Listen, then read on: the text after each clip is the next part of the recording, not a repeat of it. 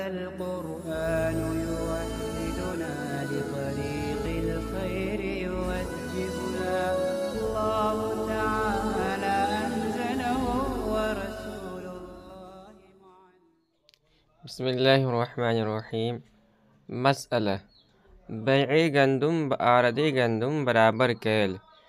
گیہوں کی بیع گیہوں کے آٹے کے ساتھ پیمانے کے برابر اور خرمائے تر بخرمائے خشک برابر کیل، اور کھجور کی بیع چھہارے کے ساتھ پیمانے کے برابر، و انگور یوعز کشمش برابر، اور انگور کی بیع کشمش کے ساتھ پیمانے کے برابر نزد امام اعظم جائز ہے. حضرت امام اعظم ابو حنیفہ رحمۃ اللہ علیہ نزدیک جائز ہے. تو یہ ساری چیزیں ہیں. مثال کے طور پر گیہوں ہے، گیہوں کے آٹے کے ساتھ برابر سرابر بیچا جا رہا ہے، یا انگور کو جو گیلی ہے اس کو جو ہے کشمش جو خشک ہے اس کے ساتھ بیچا جا رہا ہے برابر سرابر، تو جائز ہے. تو جائز اس لیے کہ یہ سب جو ہے فی الحال برابر ہے. تو جو علت ہے کہ یہ جو اشیاء ہیں جس کے اندر اتحاد جنس اور اتحاد قدر پائی جائے، اس کے اندر برابر سرابر ہاتھ در ہاتھ بیع ہونی چاہیے، وہ یہاں پائی جا رہی ہے. اس لیے امام اعظم ابو حنیفہ رحمۃ اللہ علیہ کے نزدیک جائز ہے. کہہ رہے ہیں وہ نزد غیر جائز نیست، اور دیگر ائمہ کے نزدیک جائز نہیں ہے. کیوں جائز نہیں ہے؟ اس لیے کہ فی الحال تو برابر ہے، مگر آگے چل کر ان میں فرق آ جائے گا. اگر کھجور ہے مثال کے طور پر، تر کھجور ہے، وہ خشک ہو کے چھہارا بن جائے، دوسرے وہ چھہارا تھا، تو جو تر کھجور ہے اس کا وزن کم ہو جائے گا. اسی طرح کشمش ہے، خشک ہو جائے تو اس کا بھی وزن کم ہو جائے گا. اس طرح سے جائز نہیں ہے. اسی کو بتلا رہے ہیں کہ اگر خرما و انگور خشک شدہ کم شود کہ کھجور اور انگور اس کا وزن خشک ہونے کے بعد کم ہو جائے گا، تو آئندہ چل کر ان دونوں کے وزن میں فرق ہو جائے گا. اس طرح سے جائز نہیں ہے. یہ بات یہاں پوری ہوئی. مسئلہ جید و ردی در مال ربا برابر باید فروخت. کہہ رہے ہیں کہ عمدہ اور خراب کو مال ربا میں برابر سرابر فروخت کرنا چاہیے.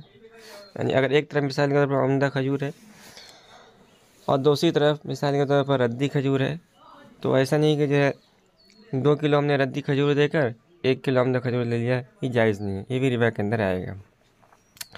تو اس کے بچنے کا دوسرا طریقہ ہے، اسی کو بتلا رہے ہیں. یا مقابلہ جنس بغیر جنس بضم غیر جنس با ناقص باید کر. کہہ رہے ہیں یا جنس کے مقابلے میں غیر جنس کو ملا کر کمی پوری کرنی چاہیے. تو مثال کے طور پر 1 کلو ہمارے پاس عمدہ ہے گیہوں، اور دوسری طرف 2 کلو ہے ردی گیہوں.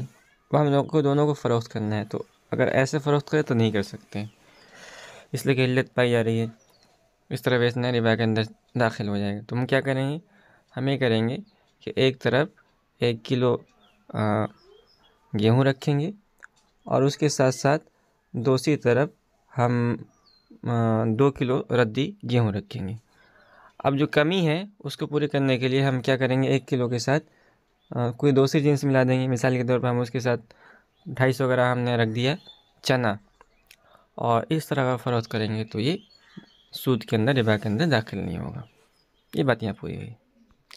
مسئلہ در حدیث آمدہ ہر قرض کے قرض دہندہ را موجب نفع باشد. کہ حدیث میں آیا ہے کہ جو قرضدار کے لیے نفع کا باعث ہو، حکم ربا دارا، تو وہ بھی سود کے حکم میں ہے.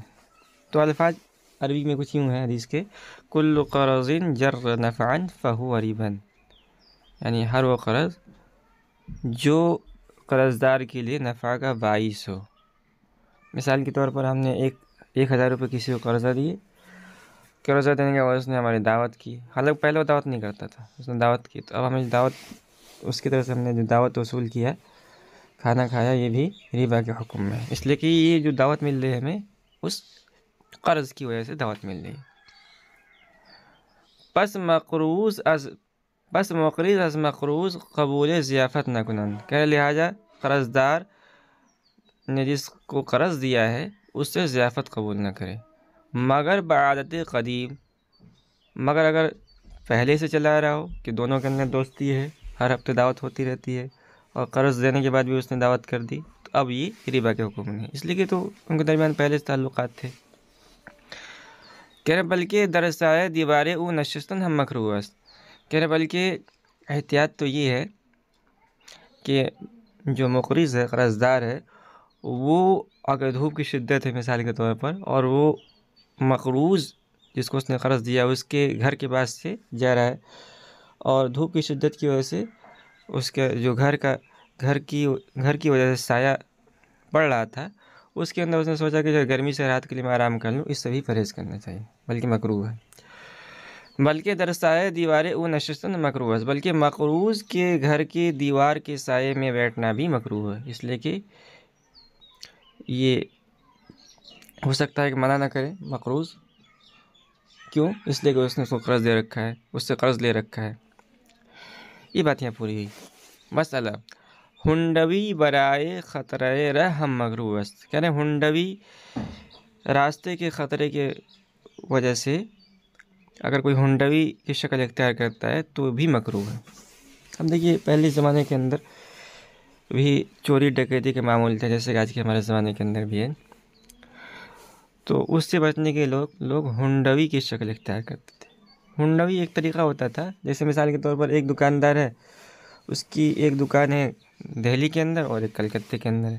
اب ہمیں کلکتہ جانا ہے اور ہمارے پاس ہے 50,000 روپے، اب اس کو ہم لے کے جائیں گے تو راستے کے اندر لوٹ مار کا، تو ہم نے راستے کے خطرے سے اس دکان پر ہم نے 50,000 روپے جمع کر دیے، اور ہم نے کہا اس سے تحریر لکھ لی، ہم نے لکھوا لیا کہ بھائی لکھ دیجئے کہ ہمیں 50,000 روپے ملے کہاں، کلکتہ کے اندر دے دیے ہے۔ تو اس طرح راستے میں ہمارا جو 50,000 روپے تھا وہ محفوظ ہو گیا چوری اور ڈکیتی سے۔ اب ہم جا کر ہم نے کلکتہ کے اندر وہ تحریر دکھائی، ہمیں 50,000 روپے مل گئے، اسے ہنڈوی بولتے تھے۔ ظاہر سی بات ہے کہ اس میں وہ جو دکاندار ہے وہ کوئی نہ کوئی نفع رکھے گا، ہو سکتا ہے کہ 50,000 روپے 2,000 روپے رکھے ہو، اس لیے کہ اس نے جو ہے ہمیں ضمانت دی ہے نا، ہمیں رقم کو محفوظ بنا دی ہے، تو یہ بھی جائز نہیں ہے۔ کہہ رہے ہنڈوی برائے خطرہ ہم مکروہ است، ہنڈوی راستے کے خطرے کے لیے راستے کے خطرے سے بچنے کے لیے بھی مکروہ ہے۔